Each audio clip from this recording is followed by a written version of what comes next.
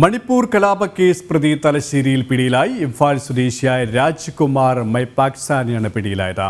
Hotel തൊഴിലാളിയായി കഴിയുകയായിരുന്ന ഇയാളെ എന്നെയാണ് arrest ചെയ്തത്.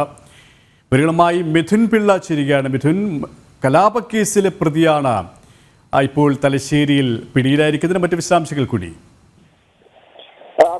മണിപ്പൂർ കലാപക്കേസിലെ പ്രതിയാണ് തലശ്ശേരിയിൽ പിടിയിലായിരിക്കുന്നത്. ഇംഫാൽ സ്വദേശിയായ രാജ്കുമാർ മൈപാക്സാനെയാണ് തലശ്ശേരിയിൽ നിന്ന് NIA അറസ്റ്റ് ചെയ്തത്. നിരോധിത സംഘടനയായ യുണൈറ്റഡ് നാഷണൽ ലിബറേഷൻ ഫ്രണ്ടിന്റെ അംഗമാണ് ഈ പിടിയിലായ രാജ്കുമാർ എന്നാണ് ലഭിക്കുന്ന വിവരം. തലശ്ശേരിയിൽ ഹോട്ടൽ തൊഴിലാളിയായി ജോലി ചെയ്തു വരികയായിരുന്നു ഇയാൾ. ഇതിന് തൊട്ടടുത്ത് തന്നെയായിരുന്നു ഇയാൾ താമസിച്ചിരുന്നതും. മഴക്കാല രോഗങ്ങൾ തടയാനുള്ള പരിശോധനയുടെ ഭാഗമായി എത്തിയതാണെന്ന് പറഞ്ഞാണ് NIA ഉദ്യോഗസ്ഥർ ഈ തൊഴിലാളികൾ താമസിക്കുന്ന ഓരോ മുറിയിലും എത്തി പരിശോധിച്ചത്.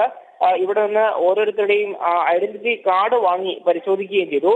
ഇത് പരിശോധിച്ചാണ് ആധാർ കാർഡും കയ്യിലെ ചിത്രവും ഒത്തുനോക്കി രാജ്കുമാറിനെ പിടികൂടിയത്. ഇയാൾ നിരോധിത സംഘടനയായ യുണൈറ്റഡ് നാഷണൽ ലിബറേഷൻ ഫ്രണ്ടിന്റെ സായുധ പരിശീലനം നേടിയ ആളാണ് എന്നാണ് വ്യക്തമാകുന്നത്.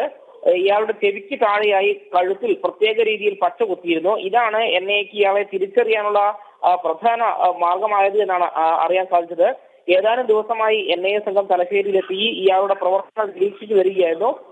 അതിനുശേഷമാണ് കഴിഞ്ഞ ദിവസം ഇയാളെ പിടികൂടുന്ന ഒരു സാഹചര്യം ഉണ്ടായത്. KP മിഥുൻ പിള്ളയാണ് വിവരങ്ങൾ നൽകിയത്.